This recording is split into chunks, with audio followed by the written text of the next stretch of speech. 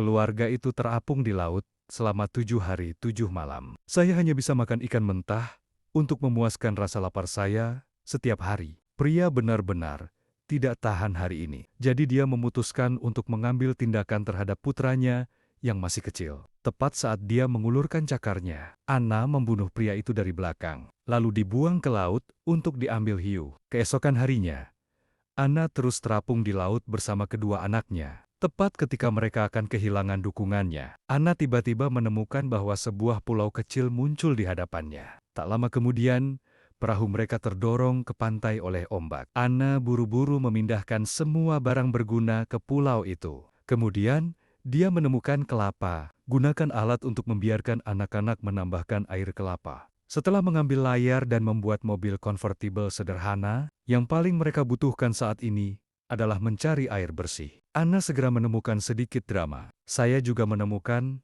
pisang di tepi sungai, talas, dan makanan lainnya. Namun, saat itu Anna sangat senang menemukan film dan televisi. Tiba-tiba awan gelap menutupi langit. Hujan deras menyusul. Tenda sederhana yang dibangun sebelumnya tidak mampu menahan rangkaian kejadian seperti itu. Anna tidak punya pilihan selain menutupi kedua anaknya dengan selimut. Dan saya berada di luar di tengah hujan. Hujan badai datang dan pergi dengan cepat. Setelah hujan reda, Anna menyadari bahwa dia harus mencari tempat berlindung lain. Dia membawa anak Kinenia melewati hutan hujan ke pantai di seberang. Ketika Anna berbalik, dia menemukan sebuah rumah kayu di kota kabupaten. Mereka segera datang ke rumah dengan penuh semangat, meski terlihat bobrok di sini. Namun setelah dirapikan secara sederhana, tempat ini masih bisa berfungsi sebagai tempat berteduh yang baik. Anna menumpuk kayu bakar kering tinggi-tinggi di pulau. Jadi,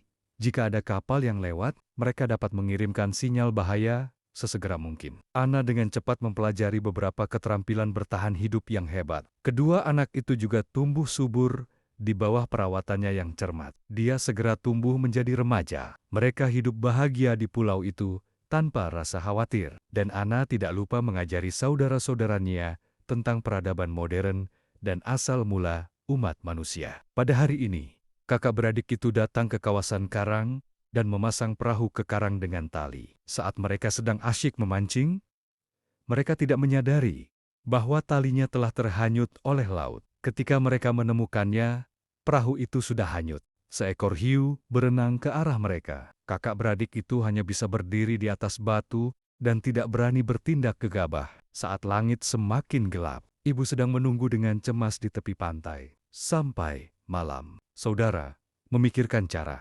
Dia menggunakan ikan yang ditangkapnya sebagai umpan. Saat hiu sedang memakan ikan, dia segera berenang menuju perahu. Akhirnya kembali ke kapal tanpa bahaya apapun. Anna yang akhirnya menunggu kepulangan kedua anaknya, sekali lagi memperingatkan saudara-saudarinya bahwa mereka harus kembali ke shelter setelah gelap. Malam hari di sini sangat berbahaya. Keesokan harinya, hujan lebat kembali terjadi di pulau itu. Atap rumah kayu itu akhirnya tidak tahan dan membuat lubang besar. Anna menantang hujan deras untuk menambal kebocoran. Namun, karena hujan deras inilah, Anna menjadi kedinginan. Kondisinya memburuk karena kurangnya kondisi medis. Dia tahu waktunya hampir habis. Jadi, sebelum meninggal, dia memilih tanah harta karun feng shui untuk dirinya sendiri. Meski sang kakak bukanlah anak kandung Anna, namun dalam beberapa tahun terakhir, dia sudah lama menganggap pihak lain sebagai darah dagingnya sendiri. Sebuah keluarga beranggotakan 3 orang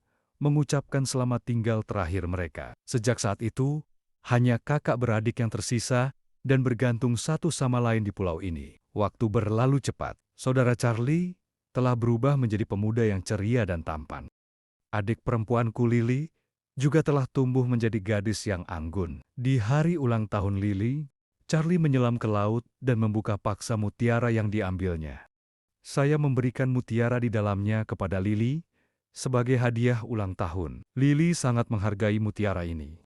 Buatlah menjadi jepit rambut dan kenakan di kepala Anda. Charlie diam-diam akan mengawasi Lily dari waktu ke waktu. Saat ia masih muda, tanpa disadari, ia memiliki perasaan yang berbeda terhadap Lily. Tubuh saya juga mengalami perubahan yang belum pernah terjadi sebelumnya. Perubahan ini membuatnya sangat tidak nyaman, tapi dia tidak tahu persis bagaimana menghadapinya. Charlie yang sudah cukup berpengalaman dan tidak punya tempat untuk curhat, justru berlari ke laut untuk bersaing dengan hiu. Dia dengan bersemangat menceritakan petualangannya kepada Lily. Tapi Lily memberitahunya dengan wajah datar bahwa ini sama sekali bukan sesuatu yang membahagiakan. Terlalu berbahaya untuk melakukan hal ini. Keduanya bertengkar hebat soal ini. Melihat itu, Lily sangat marah.